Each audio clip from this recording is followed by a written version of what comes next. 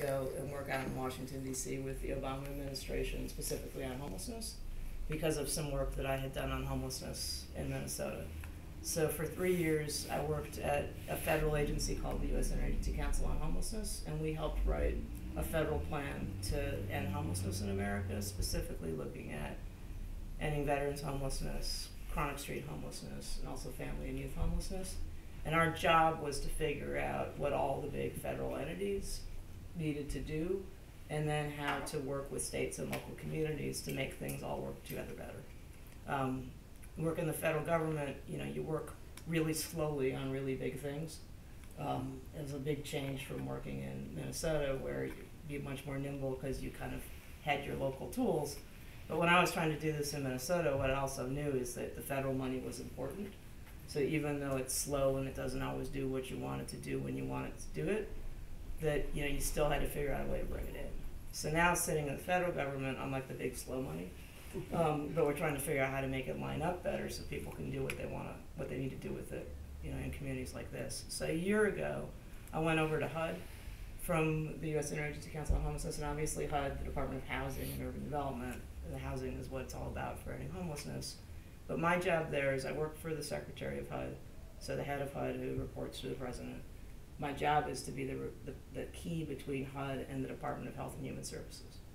So thinking about if what you want to do here is to make sure that people have a safe place to live, but also access to health care or mental health care, or addiction services, employment services, child protection stuff, whatever that is. All those things sit over at the Department of Health and Human Services. We're here at HUD. We're trying to figure out how to make them work better together. So that's my job. When you get that solved, let us know. I got 3 more years. 3 more years. We're glad you're there. So I'll give you a little background on us. We were founded in 1985 as the Midwest's first provider of AIDS housing and support services. We were LGBTQ funded. Originally, this actually was our hospice. Okay. And all of these wooden floors were covered up with linoleum because it really was a full-scale medical, place. In the late 80s, you said. Yep, exactly. We, over the years, have kind of changed and grown as the disease adapted. And by the time I'm an Episcopal priest, my background is homeless services, and I came here in 2000, so Judy and I are both in our 14th years in our roles, and the idea was kind of our programs were designed for gay men who were dying of the disease, and our buildings were filled with more classic homeless services who happened to have HIV.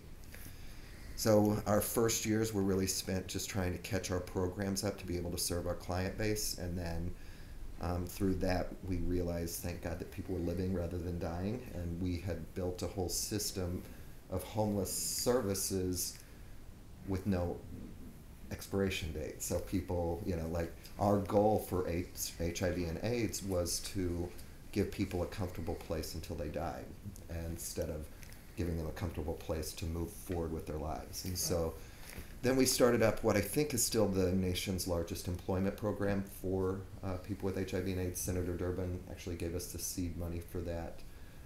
It's called I-4. We now then have served over 1,000 people with it.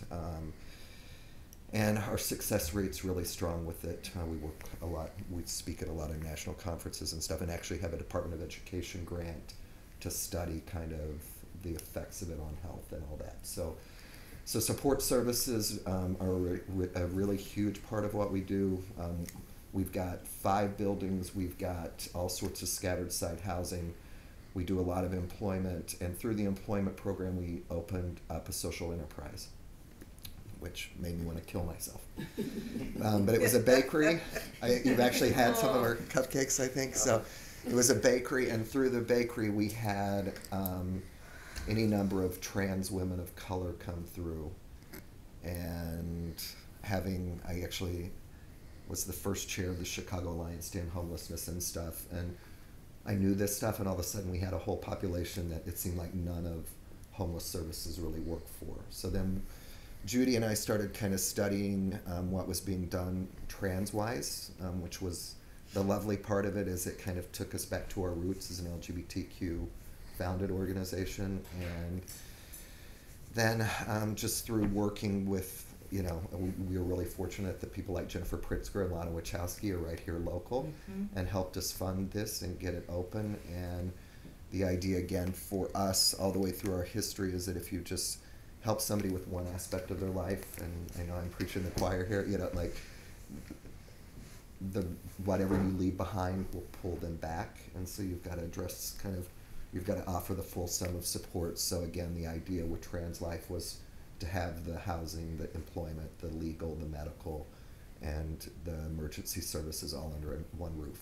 And then we applied for the HRSA spins for trans women of color around HIV and AIDS.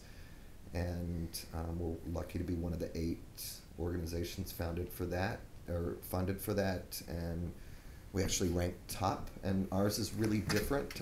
Every other entity is really a healthcare provider. And instead, our approach was that the services are actually more important than the healthcare itself. So if you're going to retain this client population in medical care, that the support services are really the critical link. And so you spend more time in your life than you spend with your doctor. Right. Exactly. Right. So yeah, we're really focused on the social determinants of health as pieces of retention. So that's why this housing program is so important, and Lex works with individuals in the community to help keep people housed as well.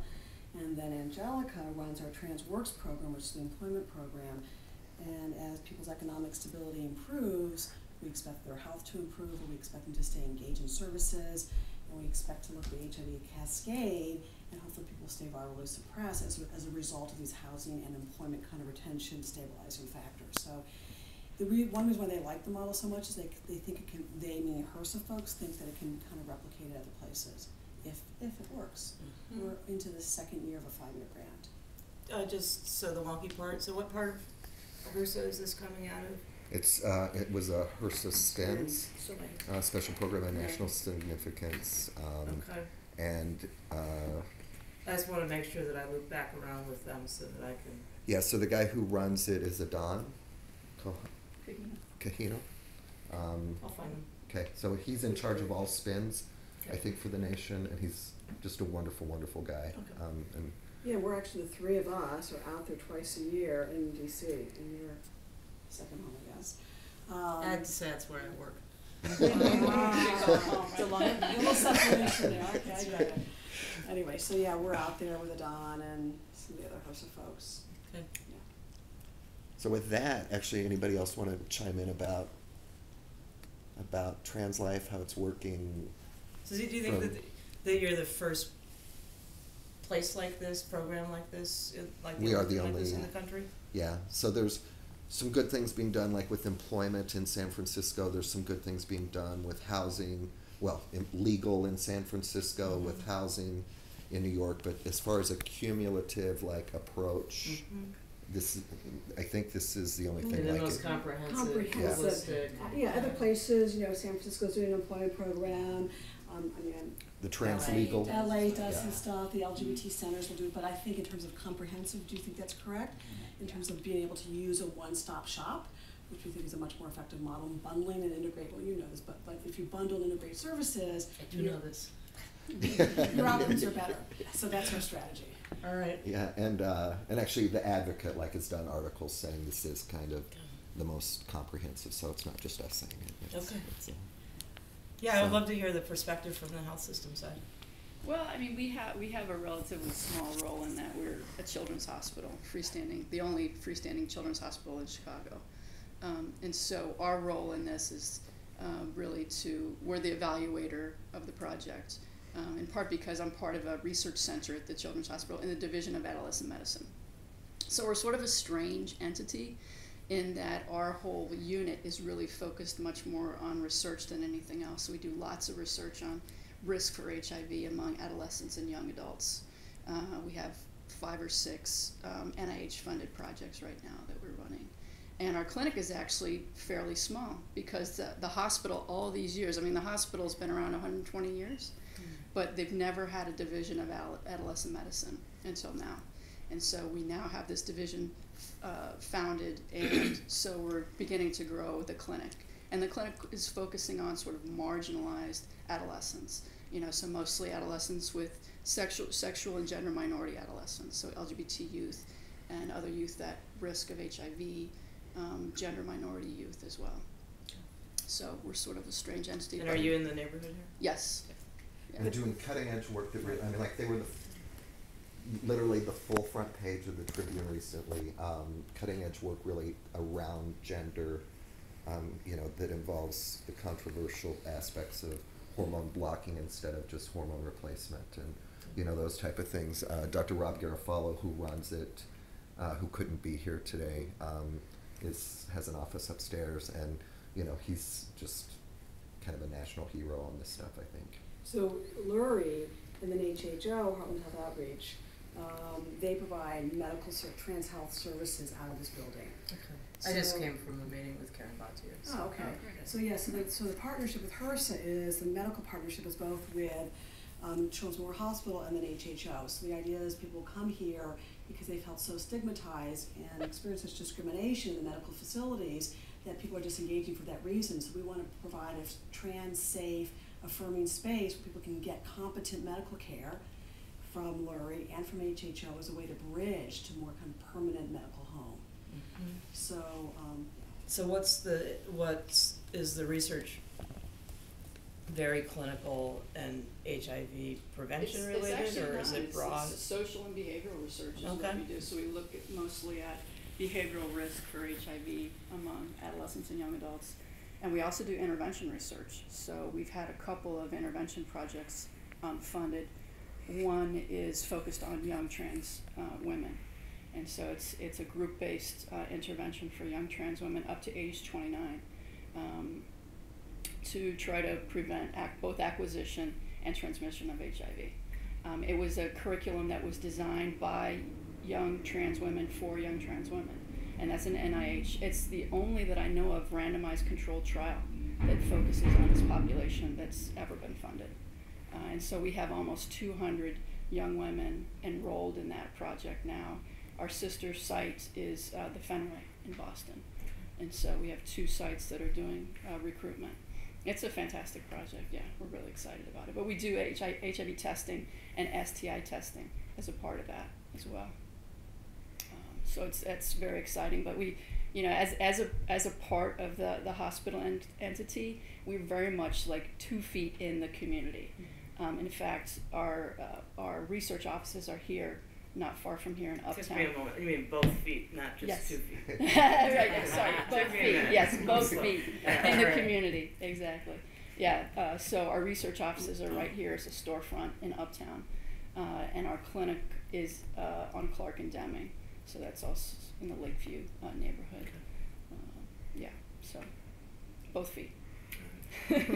So we're very happy to be partnering with Chicago House on this because we have sort of the same vision about how to help folks, and that is to go to them, to be in the community and to make sure that what we do is really empowered by the community and comes from the community. And so we're happy to be a partner in this. Kind of frightened to think about how many different types of funding streams you tie together. Yeah, no, and honestly, and this we'll let Angelica speak next, but like the employment, I don't know if you remember, but you helped me. Hi, I'm Jennifer. Monica. Nice to meet you. Nice to meet you. Space Monica, here. you want to pull up one of those This chairs? research is Monica, you can stay here. I don't bite. Monica is one of our peer leads for our outreach program. So, yeah. Hello, everybody. So, Yes, we talked once upon a time. and when you were thinking introduced me about to this. Jane Oates. Yeah, but isn't at labor anymore, but I understand right. she helped you out a little bit. She did, yeah. But honestly, like even the legal, which is impossible to get funded, is we're putting that together. But employment for us is our hardest nut, and I know you know this really well, but we're high-reaching fruit, and so none of the grants work for us. So that's one of the toughest areas, and I'll turn it over and let you So talk about tell me how TransWorks works. Yeah, tell me about like why you do this work and how long you've been doing this work. That'd be great. Well, I think I'm a part of a momentum in the community, like the Marsha P. Johnsons and the Sylvia Riveras that were like providing sort of whatever they could provide with whatever resources out of their own homes. So a lot of my experience prior was in just offering what I could offer from skills that I had, developed.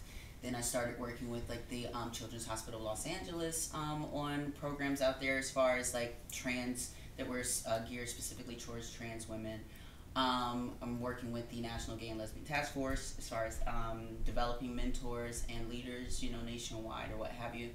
And the TransLife Center, so I came to here to the TransLife Center after just hearing very little, details about the program, just to know that there was going to be a program that was understanding that there was many aspects of the person that we kind of need to address.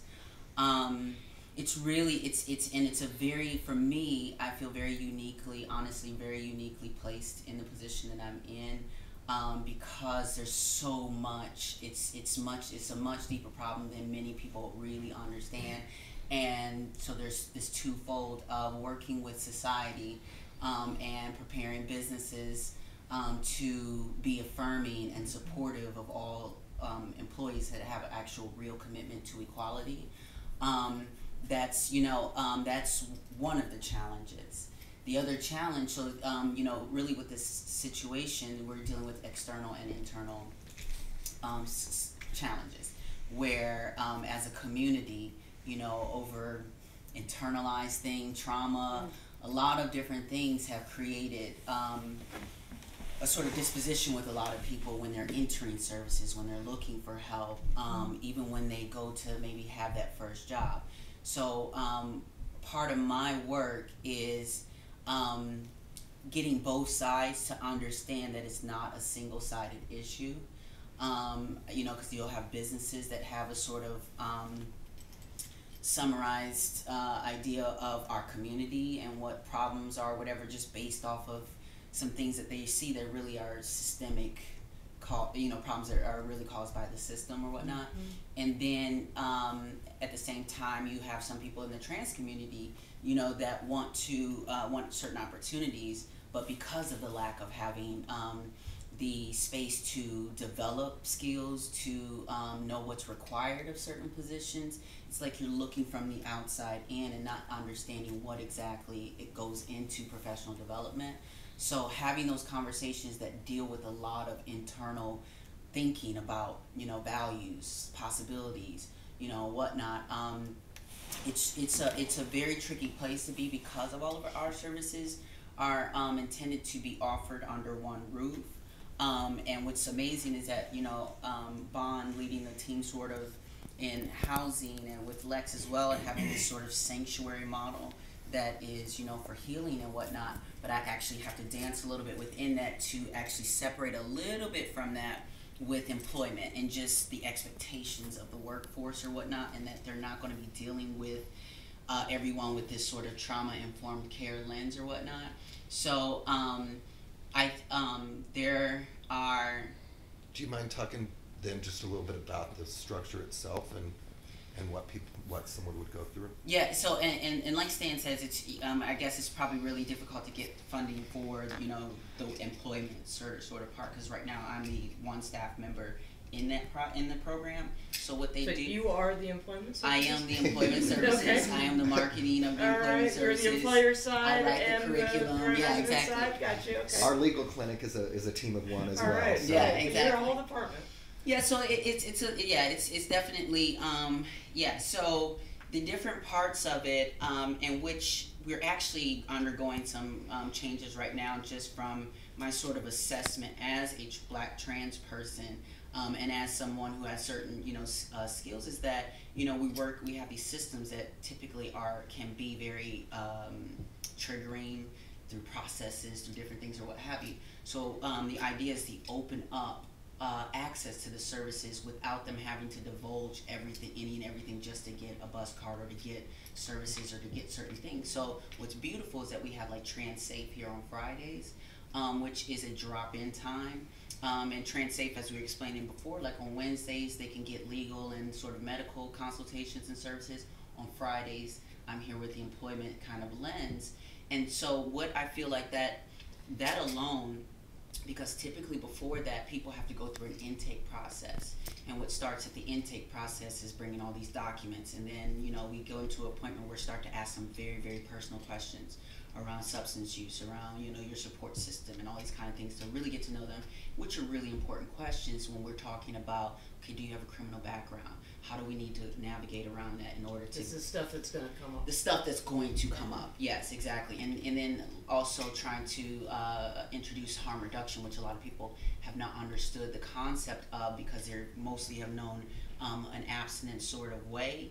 And so by empowering them more to understand, listen, we're not here to judge or whatever, we're here as a team to help you. We just want to know the whole plate of things that you're dealing with so that we can recommend the right services or whatnot.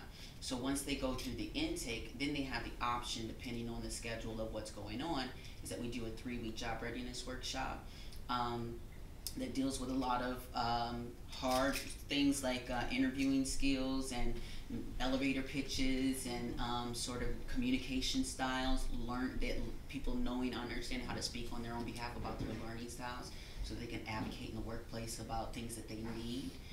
Disclosure issues around whether it's HIV or whether it's your trans status, when to disclose, how to disclose to previous sort of co-workers that you need for references that don't know you by certain names and things like that. So there's a lot of challenges that we help them navigate through the 3-week job readiness workshop.